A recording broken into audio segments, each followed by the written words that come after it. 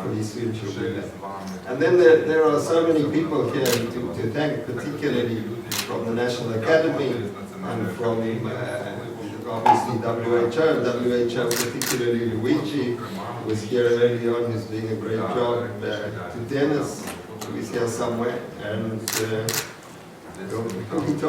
with Miller, of course, Patrick in Copenhagen, I guess, and then all the staff of WHO in Kiev, who I almost regard, I regard as my family, so thank you all for what you've done.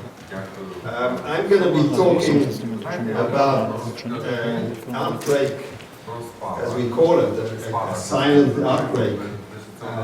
Something a little unusual because the term outbreak is not commonly used in this situation.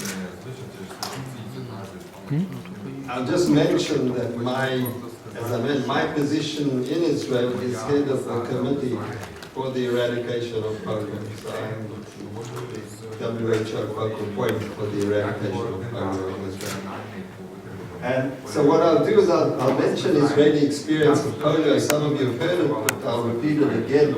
Something about the immunization schedule in Israel, the 1988 polio epidemic in Israel, and then I'll go on to the 2013 silent outbreak, and we can talk about how we handle it. So the polio virus is familiar with you, but this is, I'll go through a little bit here of I guess there is a point at the end, but if you look at this graph, basically, this was polio in Israel in the 1950s, like many other countries, and then we had occasional small outbreaks of polio as IPV was introduced in 1961, or before that, sorry, in the late 1950s, and then in 1961, we were one of the first countries to introduce oral polio vaccine, the trivalent oral polio vaccine, which was also manufactured in Israel. And then you can see that there were occasional outbreaks. In 1988, we had an outbreak, and I'll explain why, and then we started to alter our vaccination schedule. So this is the vaccination schedule, and I'll just very quickly go over it to see that we gave in the 1957 to 60, that was the first early Salk vaccine, IPV, which since OPV was not available, there was some outbreaks. We switched to OPV like many other places. In 1961, that's trivalent, three of the serotypes. We gave 4 doses of 2, 4, 6, and 12 months. And then we went, in 1990, you can see there was a change. And that change in 1990 came about because of the epidemic in 1988. So we changed in 1990, and we introduced a combined schedule of giving IPV and OPV. And you can see that we actually gave a lot of doses, maybe a little bit more than was necessary, but we were maybe a little traumatized by the 1988 outbreak or epidemic. So we gave IPV at 2 months, and then followed it by combined OPV and IPV, OPV, OPV and IPV. So by the age of 12 months, they'd all received 6 doses of vaccine, and then a boost at 6 years and another one at the age of 13. So this was a really intensive schedule. And you can see that now, since 2005 to the present is not correct, because I'll show you now that after the silent outbreak epidemic in 2013, we've made another change. But we did carry on from 2005. We removed OPV from our schedule, and we gave only IPV. And we actually gave 5 doses of IPV, also a fairly intensive schedule. So, just to go back again to the OPV-IPV story, and as I was saying, before 1988, we were basically using OPV.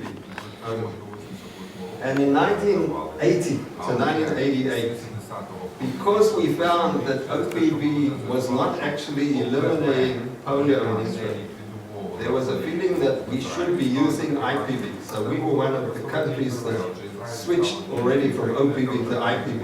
There were some countries, as you know, who have only used IPV, but we were using OPV, and only in some areas of Israel we used only IPV.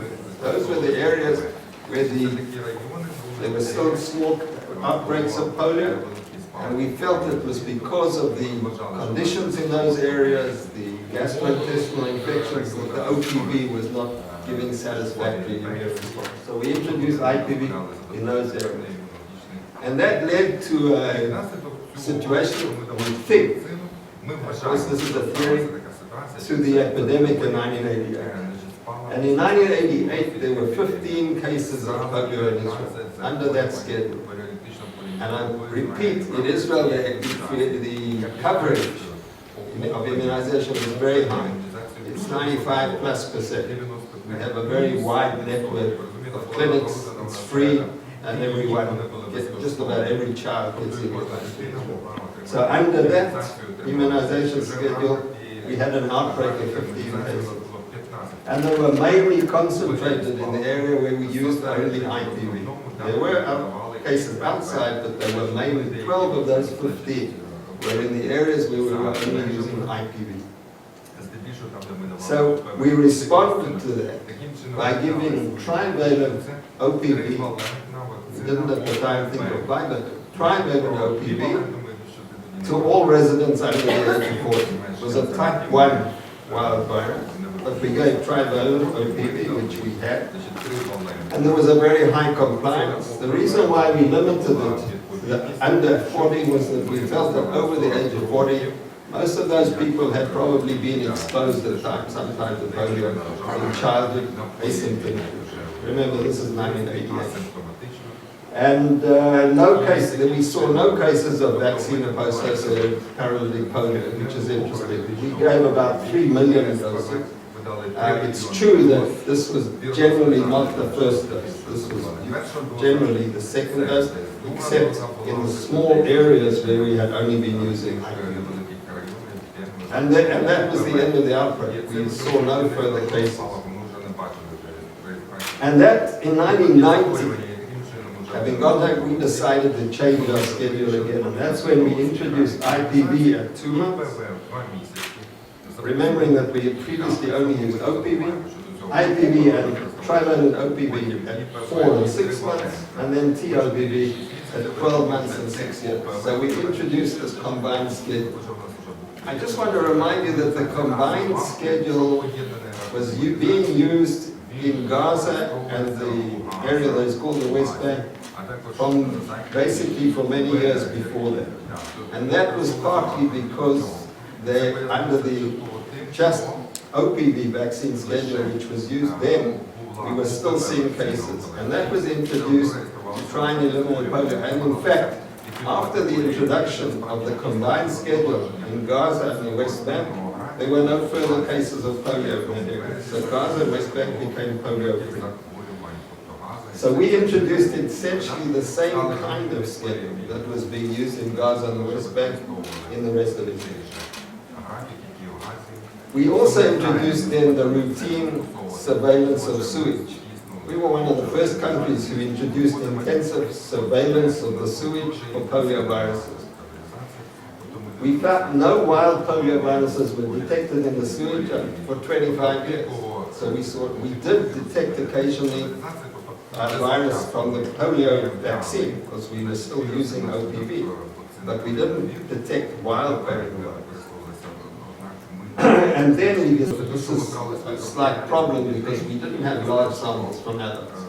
But at least in children, we found in these samples in the south of Israel that more than 10% of the kids who were immunized by IPV were excreting type 1 polio virus. So can you imagine, that's on sampling. That doesn't mean that only 10% were excreting, because there may have been others who had stopped excreting. So we were able to pick up just on the sample, more than 10% of them were actually excreting wild polio virus. These are kids, though, that were in the areas where we were finding wild polio virus in the sewage. So we could actually say it was related to that town. There were some adults excreting the virus, but not many, but the sample was very small. So what were our decision options? And this brings you do nothing, as I said, it'll go away. We have a highly immunized population. We don't want to reintroduce OPV, because if we reintroduce OPV, we're almost taking a step backwards, as we'll talk about later. So we weren't, or we could vaccinate all those, not, we did that, we already gave IPV to all of them. Give OPV, preferably bivalent, we already would prefer them to give bivalent without type 2. And even possibly monovalent if it was available, because we knew it was a type 1 virus. Only to the children in the south, because that's where the main incident was occurring. Or give it to all children under the age of 8. Or give OPV to the whole population, and so on. Or give IPV to the whole population, which is just, revaccination. So we were basically sitting in committee, looking at all the possibilities. And we had, as I said, invited several consultants to come in and join us in these discussions. Well, what were the benefits and risk considerations? The benefits of giving OPV were basically to interrupt transmission in Israel. Using the basis, the type 1, type 3 outbreak in Finland, where they used OPV to stop the outbreak, or type 1 outbreak in Israel in 1988 that I mentioned. And also to stop the possibility that we would be exporting the virus. The risks were obviously vaccine-associated paralytic polio in those who had received IPV, but as we mentioned, that risk is almost zero because a child who has already received IPV is almost impossible that they would get vaccine-associated polio. We would start spreading the virus in the environment using OPV, so we would be reintroducing OPV into the environment. And then there would be a real problem with the public perception, and I guess this is relevant here to Ukraine. Because we have basically told the population there is no more need to use OPV. We only need to use IPV. Not only that, it's better to get rid of OPV. It's better not to use OPV. And here we are coming along and saying, we're going to give OPV. Now, let me tell all of you who have, and I guess imagine, if your child is in that group, assuming your child is in that group, we are saying to you, give OPV to your child. Not to protect the child, because the child is protected, but to protect others. Well, that's a hard message to get through. Why should I, as a parent, give a vaccine? Even if they tell me that the risk is very low or zero or close to zero, when the child doesn't need the vaccine. I'm giving the child the vaccine so that he doesn't infect someone else. We almost never do that in public health. I don't know if anyone here can guess of a situation where we do that. Does anyone think of it? Well, actually, when we vaccinate boys against rubella, it's essentially to prevent spread to the girls. Because it doesn't really, and in fact, there was a time when boys were not vaccinated and then they were. So rubella is a kind of an example. HPV is a kind of example, though, that I could argue that we should only be vaccinating boys. Because where do the girls get it from? They get it from the boys. So in fact, the girls shouldn't be getting it, only the boys should. So you can have that kind of discussion as to when do you give vaccines to some people, not to protect them, but to protect others. So we don't have many cases where we do that. Mostly we give a vaccine to protect the individual or the public, but it's a self-protection. So here we were trying to get through a message which was a really problematic message. And I guess you're finding that here as well. So what we ultimately did, we gave bivalent OPV to all children under the age of 9. So we had a mass vaccination campaign of bivalent OPV, which I must mention, we managed to get through UNICEF, because it's not very easy to get, so UNICEF, and I thank UNICEF for helping us to obtain stocks, because we did not have stocks of bivalent OPV. We had stocks, by the way, of trivalent OPV, still remaining from our previous levels, none of bivalent. We gave a second dose of bivalent OPV in the affected areas. We did a lot of social mobilization and communication, and we tried to do a lot of public health support as well in the community, which, as I said, is very important. So, this, by the way, is one of the adverts, although it was taken, that happens to be the past president of the United States. The president of the United States will be someone. That's Shimon Peres, who was president of Israel at the time. And so he was used in the media to show him helping to vaccinate kids. There was very high compliance, and I think you need to know, there was very high compliance for the first dose in the affected areas.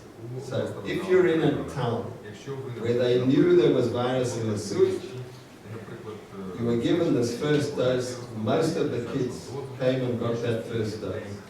In the towns where no virus was found, it was much harder to persuade parents to immunize their kids. In the second dose, where we tried to do a second round to make sure, the compliance dropped dramatically. So even in the affected areas, and that again is a basic communication problem. It's very difficult, as you know, to persuade parents to bring their kids to be immunized if it's not clear to them that the child really needs the vaccine. Not only that, they're being given a live polio vaccine. So we will hear this combination with what is happening in Ukraine. So it's not a situation that's particular to Ukraine. It's everywhere, a problem of a message going through. And we have the same, maybe slightly less, of the anti-vaccination groups or the professionals who will talk, usually with lack of knowledge, but they'll still tell the public what is problematic with the vaccine and so on. So, having sampled the sewage, we gradually saw the elimination of the wild polio virus in the sewage sample. By the way, it took several months. Even under that mass campaign, it took several months for us to see the wild polio virus disappearing from the sewage. So it's not a very rapid event. And the aftermath was basically a decision to reintroduce oral polio vaccine to our schedule. So this required, as I said, another major decision and a major communication problem. So now OPV has been added to the routine schedule, and it's given in addition to IPV, and it's given at the age of 6 months and 18 months. We had a long discussion as to when to give it, and these were the ages chosen also partly because of convenience. I think one of the things that many of us forget sometimes, and the people in the field tell us, is that if you tell a parent to come every month or every 2 months to vaccinate their child, they'll stop coming. If you can try and reduce those number of visits, we get much better success. So we tried to fit it into the times where the parents were coming anyway. So 6 and 18 months, 6 months is for the routine, the diphtheria, tetanus and so on, and 18 months is the time when they get their second hepatitis A vaccine. So it's a time when anyway they should be coming. So these were the... We had a discussion whether we could combine it at the time when they get rotavirus, because we use rotavirus vaccine, and whether there'd be interference, or before or after, but anyway, at any event, these were the two times that we decided to use. So now, in Israel, all newborn are getting both IPV and OPV again, and they're getting it at these ages. The OPV has been added. So now you can see, and I just show you the immunization schedule in Israel now, how full it is. I mean, we're given HPV, which is hepatitis B, DTP, and inactivated pertussis, which is inactivated polio virus. We've got Haemophilus influenza, pneumococcus, rotavirus, MMR, varicella, HIV, HPV, and flu. So you have to recognize, I think, from this, and it's not an unusual schedule, is that immunization is becoming more and more intensive. So we're giving, if you count the number of doses of actual vaccine that we're giving to infants and children, it's not low. You know, we're running now, and there are more that can likely be introduced in the future. So we have to actually look at this whole busy schedule and make sure that in fact it's practical also for the families and so on and so forth, and fit it in so that you don't find that. And I just remind you that in Israel we have communities who have 10 to 12 children, particularly religious, and some of the Arab communities and so on. So if you've got tender children, can you imagine trying to make sure that you are immunizing these kids? And often there is 1 to 2 years between each child in age, so they're very closely spaced out. So it's not a simple procedure. Maybe I'll just mention at this stage, and I'll be finishing shortly. In Israel, we have a very wide network of immunization. Immunization is essentially free in Israel. It's given largely through public health community clinics. There are more than 1,000. As I've mentioned already this week, they were set up by a couple of Americans who came to Palestine at the time in the early 20th century, saw the bad conditions and actually started clinics for breastfeeding and milk prepared for mothers. So that is why today we still call these clinics the drop of milk clinic. But it's actually a clinic for vaccination and child development. So every parent not only has the right to go and get the child vaccinated for free, but there's an outreach there, so that every clinic actually gets lists of the babies born in their area, so they also know who are supposed to be coming in for immunization. As I said, we have very high immunization. So, there are a whole lot of issues which we can still talk about. Prevention, as I mentioned, the prevention of clinical cases in this case, which we want to do, the prevention of excretion of the virus to protect others. How much time do I have? Well, I have no more time. Yeah? Still a few minutes? Yeah. You'll tell me when to stop. Okay. Just hold up your hand and say 3 minutes. Okay, so I'll just mention a couple of things. Actually, the response to outbreaks in immunized populations, as we're remembering that in Ukraine we're talking about the response to an outbreak in a non-immunized, which is much more complex, but even in an immunized population, it's even mentioned, and Donato had mentioned it, it's always complex. So in Finland in 1984, Finland is one of the countries that has only used IPV. They've never used OPV. And there were 9 cases of type 3 paralytic polio in 1984 in a religious community which did not immunize on whatever principles they used. It was an antigenically divergent strain that was also in the vaccine, found very widely in the sewage, and they found that there were excretion in about 15% of healthy subjects. So even then they could see that people who had only received IPV could get the virus and excrete it without getting sick. So this was still, this was a spread. And they did a nationwide campaign of IPV under 18, but they gave trivalent IPV for everyone. So they gave trivalent OPV to the whole population. No more cases were found, and there was no more wild virus in the sewage, and vaccine virus was found in the sewage for several months. There was some indication at one time that there were cases of Guillain-Barré more but a subsequent evaluation is not really justified. So it's not at all clear if there was anything related to the vaccine. And it's pretty much, it seems that there was no vaccine-associated polio. And then in the Netherlands there is a large community, maybe 500,000 people, who resist vaccination, a particular religious community. They are Orthodox Protestant community with certain particular religious norms. And there 110 cases during 1978, 110 cases were documented, and again, all in the high-risk community was given OPV, and the outbreak ended, and there was no change. So neither in Finland nor in the Netherlands did they change their policy. They ended the outbreak and then continued giving only IPV.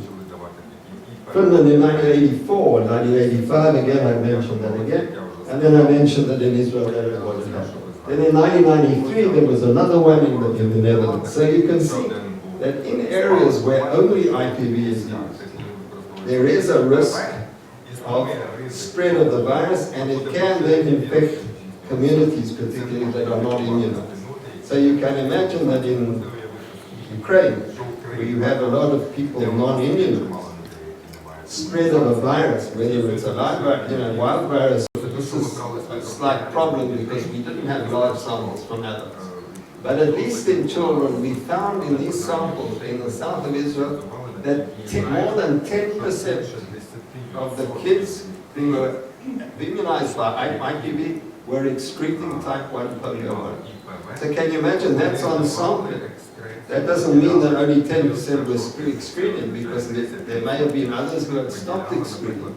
So we were able to pick up just on the sample, more than 10% of them were actually excreting wild polio virus. These are kids that were in the areas where we were finding wild polio virus in the sewage. So we could actually say it was related to that town. There were some adults excreting the virus, but not many, but the sample was very small. So what were our decision options? And this brings you do nothing, as I said, it'll go away. You have a highly immunized population. We don't want to reintroduce OPV, because if we reintroduce OPV, we're almost taking a step backwards, as we'll talk about later. So we won't, or we could vaccinate all those, we did that, we already gave IPV to all those. Give OPV, preferably bivalent, we already would prefer them to give bivalent without type 2, and even possibly monovalent if it was available, because we knew it was a type 1 virus. Only to the children in the south, because that's where the main incident was occurring. Or give it to all children under the age of 8. Or give OPV to the whole population, and so on. Or give IPV to the whole population, which is just, revaccination. So we were basically sitting in committee, looking at all the possibilities. And we had, as I said, invited several consultants to come in and join us in these discussions. Well, what were the benefits and risk considerations? The benefits of giving OPV were basically to interrupt transmission in Israel, using the basis, the type 3 outbreak in Finland, where they used OPV to stop the outbreak, or type 1 outbreak in Israel in 1988 that I mentioned. And also to stop the possibility that we would be exporting the virus. The risks were obviously vaccine-associated paralytic polio in those who had received IPV, but as we mentioned, that risk is almost zero, because a child who has already received IPV is almost impossible that they would get vaccine-associated polio. We would start spreading the virus in the environment using OPV, so we would be reintroducing OPV into the environment. And then there would be a real problem with the public perception, and I guess this is relevant here to Ukraine. Because we have basically told the population there is no more need to use OPV. We only need to use IPV. Not only that, it's better to get rid of OPV. It's better not to use OPV. And here we are coming along and saying, we're going to give OPV. Now, let me tell all of you who have, and I guess imagine, if your child is in that group, assuming your child is in that group, we are saying to you, give OPV to your child. Not to protect the child, because the child is protected, but to protect others. Well, that's a hard message to get through. Why should I, as a parent, give a vaccine? Even if they tell me that the risk is very low or zero or close to zero, when the child doesn't need the vaccine. I'm giving the child the vaccine so that he doesn't infect someone else. We almost never do that in public health. I don't know if anyone here can guess of a situation where we do that. Does anyone think of it? Well, actually, when we vaccinate boys against rubella, it's essentially to prevent spread to the girls. Because it doesn't really, and in fact, there was a time when boys were not vaccinated and then they were. So rubella is a kind of an example. HPV is a kind of example, though, that I could argue that we should only be vaccinating boys. Because where do the girls get it from? They get it from the boys. So in fact, the girls shouldn't be getting it, only the boys should. So you can have that kind of discussion as to when do you give vaccines to some people, not to protect them, but to protect others. So we don't have many cases where we do that. Mostly we give a vaccine to protect the individual or the public, but it's a self-protection. So here we were trying to get through a message which was a very problematic message. And I guess you're finding that here as well. So what we ultimately did, we gave bivalent OPV to all children under the age of 9. So we had a mass vaccination campaign of bivalent OPV, which I must mention, we managed to get through UNICEF, because it's not very easy to get, so UNICEF, and I say thank you to UNICEF for helping us to obtain stocks, because we did not have stocks of bivalent OPV. We had stocks, by the way, of trivalent OPV, still remaining from our previous levels, but none of bivalent. We gave a second dose of bivalent OPV in the affected areas. We did a lot of social mobilization and communication, and we tried to do a lot of public health support as well in the community, which, as I said, is very important. So, this, by the way, is one of the adverts, although it was taken, that happens to be the past president of the United States. The president of the United States will be someone else. That's Shimon Peres, who was president of Israel at the time.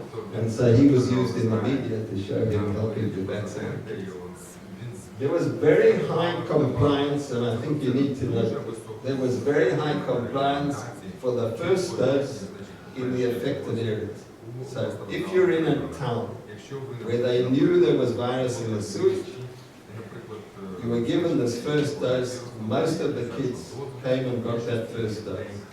In the towns where no virus was found, it was much harder to persuade parents to immunize their kids. In the second dose, where we tried to do a second round to make sure, the compliance dropped dramatically. So even in the affected areas, and that again is a basic communication problem. It's very difficult, as you know, to persuade parents to bring their kids to be immunized if it's not clear to them that the child really needs the vaccine. Not only that, they're being given a live polio vaccine. So we will hear this combination with what is happening in Ukraine. So it's not a situation that's particular to Ukraine. It's everywhere, a problem of a message going through. And we have the same, maybe slightly less, of the anti-vaccination groups or the professionals who will talk, usually with lack of knowledge, but they'll still tell the public what is problematic with the vaccine and so on. So, having sampled the sewage, we gradually saw the elimination of the wild polio virus in the sewage sample. By the way, it took several months. Even under that mass campaign, it took several months for us to see the wild polio virus disappearing from the sewage. So it's not a very rapid event. And the aftermath was basically a decision to reintroduce oral polio vaccine to our schedule. So this required, as I said, another major decision and a major communication problem. So now OPV has been added to the routine schedule, and it's given in addition to IPV, and it's given at the age of 6 months and 18 months. We had a long discussion as to when to give it, and these were the ages chosen also partly because of convenience. I think one of the things that many of us forget sometimes, and the people in the field tell us, is that if you tell a parent to come every month or every 2 months to vaccinate their child, they'll stop coming. If you can try and reduce those number of visits, you get much better success. So we tried to fit it into the times where the parents were coming anyway. So 6 and 18 months, 6 months is for the routine, diphtheria, tetanus and so on, and 18 months is the time when they get their second hepatitis A vaccine. So it's a time when anyway they should be coming. So these were the... We had a discussion whether we could combine it at the time when they get rotavirus, because we use rotavirus vaccine, and whether there'd be interference, or before or after, but anyway, at any event, these were the two times that we decided to use. So now, in Israel, all newborn are getting both IPV and OPV again And they're getting it at these ages. The OPV has been added. So now you can see, and I just show you the immunization schedule in Israel now, how full it is. I mean, we're given HPV, which is hepatitis B, DTP, and inactivated pertussis, which is inactivated polio virus. We've got Haemophilus influenza, pneumococcus, rotavirus, MMR, varicella, HIV, HPV, and flu. So you have to recognize, I think, from this, and it's not an unusual schedule, is that immunization is becoming more and more intensive. So we're giving, if you count the number of doses of actual vaccine that we're giving to infants, children, it's not low. You know, we're running now, and there are more that can likely be introduced in the future. So we have to actually look at this whole busy schedule and make sure that in fact it's practical also for the families and so on and so forth, and put it in so that you don't find that. And I just remind you that in Israel we have communities who have 10 to 12 children, particularly religious and some of the Arab communities and so on. So if you've got 10 to 12, can you imagine trying to make sure that you are immunizing these kids? And often there is 1 to 2 years between each child in age, so they're very closely spaced out. So it's not a simple procedure. Maybe I'll just mention at this stage, and I'll be finishing shortly. In Israel, we have a very wide network of immunization. Immunization is essentially free in Israel. It's given largely through public health community clinics. There are more than 1,000. As I've mentioned already, they were set up by a couple of Americans who came to Palestine at the time in the early 20th century, saw the bad conditions and actually started clinics for breastfeeding and milk prepared for mothers. So that is why today we still call these clinics the drop-off milk clinic. But it's actually a clinic for vaccination and child development. So every parent not only has the right to go and get the child vaccinated for free, but there's an outreach there, so that every clinic actually gets lists of the babies born in their area, so they also know who are supposed to be coming in for immunization. As I said, we have very high immunization. So, you know, there are a whole lot of issues which we can still talk about. Prevention, as I mentioned, the prevention of clinical cases in this case, which we want to do, the prevention of excretion of the virus to protect others. How much time do I have? Well, I have no more time. No worries. Yeah? Still a few minutes? Yeah. You'll tell me when to stop. Okay. Okay. Just hold up your hand and say 3 minutes. Okay, so I'll just mention a couple of things. Actually, the response to outbreaks in immunized populations, as we're remembering that in Ukraine we're talking about the response to an outbreak in a non-immunized, which is much more complex, but even in an immunized population, Stephen mentioned it and Donato had mentioned it, it's always complex. So in Finland in 1984, Finland is one of the countries that has only used IPV. They've never used OPV. And there were 9 cases of type 3 parabolic polio in 1984 in a religious community which did not immunize on whatever principles they used. It was an antigenically divergent strain that was also in the vaccine, found very widely in the sewage, and they found that there were excretion in about 15% of healthy subjects. So even then they could see that people who had only received IPV could get the virus, and excrete it without getting sick. So this was still, this was a spread of it. And they did a nationwide campaign of IPV under 18, but they gave trivalent IPV for everyone. So they gave trivalent OPV to the whole population. No more cases were found, and there was no more wild virus in the sewage, and vaccine virus was found in the sewage for several months. There was some indication at one time that there were cases of Guillain-Barré more but a subsequent evaluation is not really justified this. So it's not at all clear if there was anything related to the vaccine. And it's pretty much, it seems that there was no vaccine-associated polio or And then in the Netherlands there is a large community, maybe 500,000 people, who resist vaccination, a particular religious community. They are Orthodox Protestant community with certain particular religious norms. And there 110 cases during 1978, 110 cases were documented, and again, all in the high-risk community were given OPV and an outbreak ended, and there was no change. So neither in Finland nor in the Netherlands did they change their policy. They ended the outbreak and then continued giving only IPV.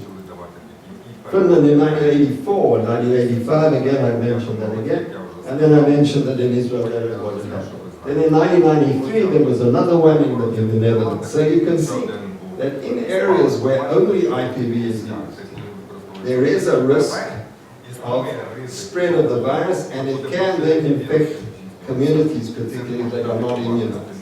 So you can imagine that in Ukraine, where you have a lot of people non-immunized, spread of a virus, whether it's a wild virus, parents correctly say that they are giving their child OPV to protect others, but the others include other people in the family.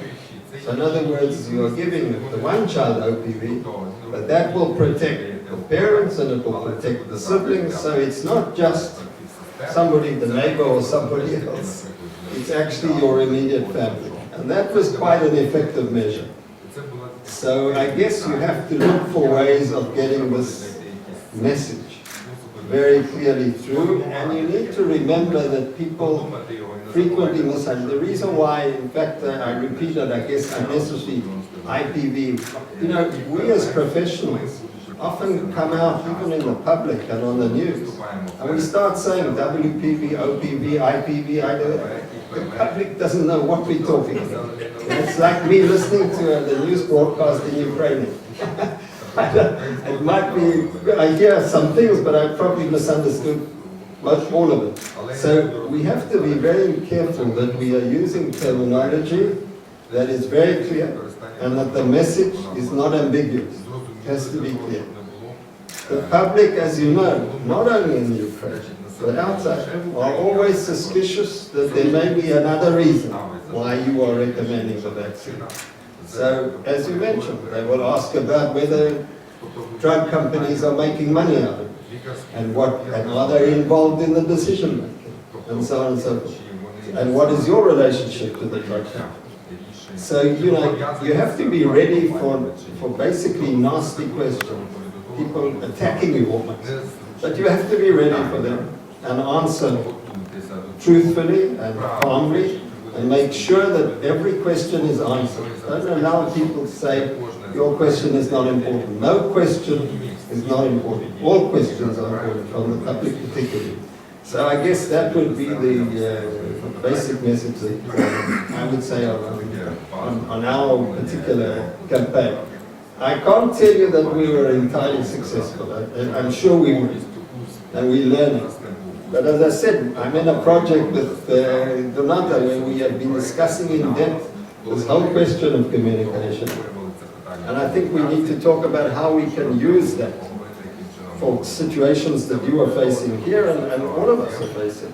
Because we're doing research on it, but we want that to be used by other people. So I guess, and we want to learn about your experience. Thank you. Чи є ще якісь запитання?